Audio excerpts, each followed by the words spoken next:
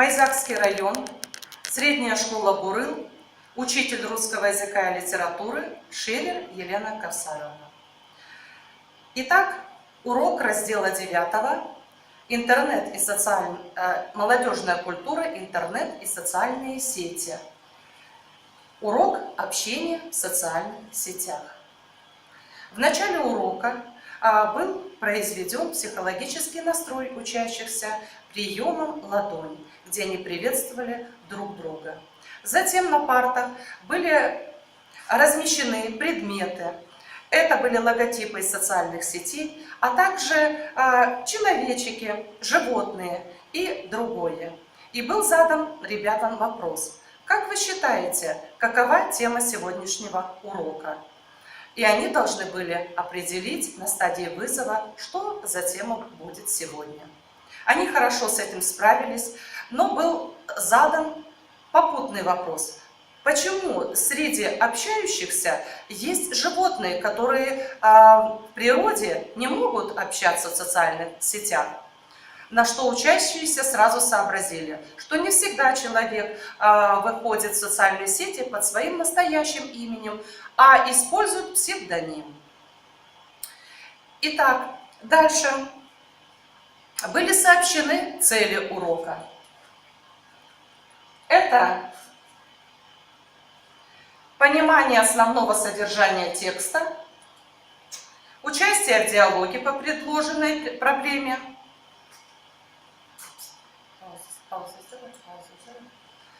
затем формировать вопросы, оценивающие текст с точки зрения актуальности, качества, полезности и другие цели обучения. В начале урока ребятам было разъяснено также, что они будут весь свой урок оценивать на карточках самооценивания, честно. И за каждый свой полученный балл выставлять его в эту карточку. Также была дана информация, что такое социальные сети. Это урок обобщающий, и ребята уже много что знают о социальных сетях. Затем был предложен прием Fishbone. Это групповая работа, группа соседей. Дети собирались в группы, и в каждой группе были даны темы. Первая группа – это польза интернета, вторая группа – вред интернета, и третья группа – недостатки виртуального общения. Также на экране модулировались критерии, по которым будут оцениваться группы. Формативное оценивание было произведено при помощи 2 звезды, 1 пожелание. Затем было еще раз задан вопрос: можно ли всегда верить информации из интернета и в социальных сетях? Ребята с уверенностью ответили, что не всегда нужно верить этой информации, а проверять ее и перепроверять. Даны были вопросы, такой как, например, правда ли, что всемирная паутина, то есть интернет, это паутина всех пауков мира? И ребята тут же находили свои ответы, за что были они поощрены смайликами, а также формативное оценивание, аплодисменты. Затем был такой игровой прием, как переведи на современный литературный язык, язык социальных сетей. Был дан текст на слайде, ребята работали индивидуально, и каждый продумывал, как же можно перевести этот текст. Но они справились и хорошо владели терминами социальных сетей, такие как юзер, фолловер, что такое ретвитнуть или личка. И с удовольствием перевели этот текст на современный язык, за что они были поощрены смайликами. Затем была письменная работа, индивидуальная. Они записывали достоинства социальных сетей, перечислили все достоинства и зачитывали свои работы, за что получали словесную похвалу учителям. И перешли к основной теме урока – функциональная грамотность, грамотность чтения.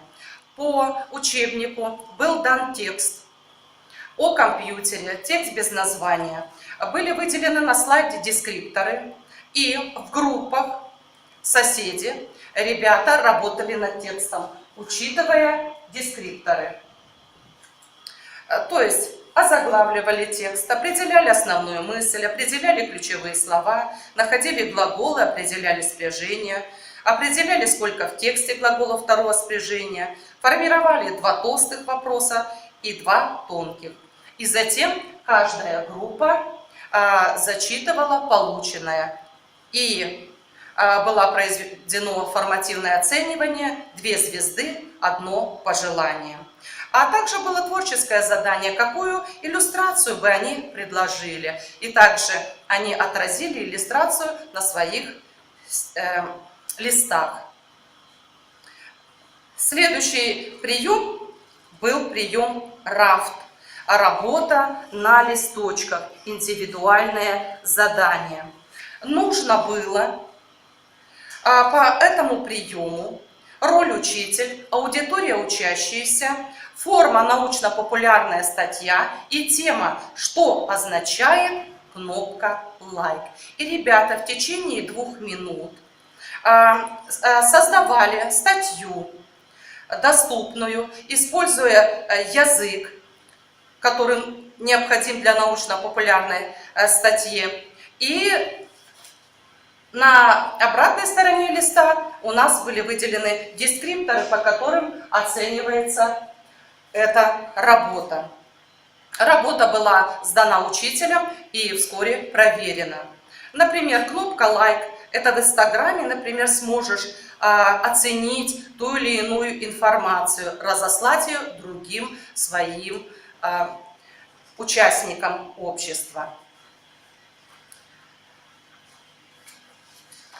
Следующим заданием это работа в парах. Конечно, необходимо было еще раз закрепить добрые советы при работе с компьютером и при общении в социальных сетях. И в парах, ребята, каждый называл, были выделены добрые и, так сказать, недобрые советы при работе в социальных сетях. И ребята с уверенностью стали называть добрые советы. И оценивали друг друга смайликами. Была произведена физминутка после этого задания. Дифференциация осуществлялась и со слабыми учащимися. И им в помощь я раздала карточки с началом вопроса. Например, может ли? И ученик сам уже составлял окончание предложения. Так, подведение итогов. Была применена шкатулка размышлений. Шкатулочка, из которой ребята индивидуально брали предложения незаконченные. Например, никогда не сообщайте свои. И ребята сами старались по возможности докончить это предложение, то есть размышлять. Формативное оценивание было произведено приемом аплодисменты, а также похвалой учителя. Затем было такое письменное задание. Нужно было вставить окончание глаголов и определить их спряжение. А также были заданы вопросы, как же определять окончание глаголов. Ребята отвечали, за что тоже оценивались хвалой учителя. В конце было обобщение о том, что действительно виртуальное общение никогда не может заменить реального общения с пожатием, с улыбками, с сердечными пожеланиями друг другу и визуального общения. И еще раз были вычленены недостатки и достоинства социальных сетей. Ребята подготовили к уроку литературный монтаж об интернет-сетях, прекрасно рассказали свои стихотворения, и рефлексия осуществлялась как деятельности учащихся приемом мозг, где ребята записали ключевые слова урока, то, что они узнали на уроке, и сдали это учителю. а также рефлексия самого урока. Это яблоня успеха. Зеленые яблоки означали нужно повторить материал, желтые яблоки понял, но остались некоторые вопросы, красные не все понятно. И под песню «Компьютер в каждом доме» ребята развешивали на яблоне успеха свои яблочки. Домашнее задание было следующее. Написать эссе «Социальные сети – это ловушка или неограниченный ресурс». Затем карточки самооценивания. Ребята поделились своими успехами среди учащихся и были отмечены самые активные участники. Награждены они были аплодисментами и похвалой учителя. Урок окончен. Спасибо за внимание.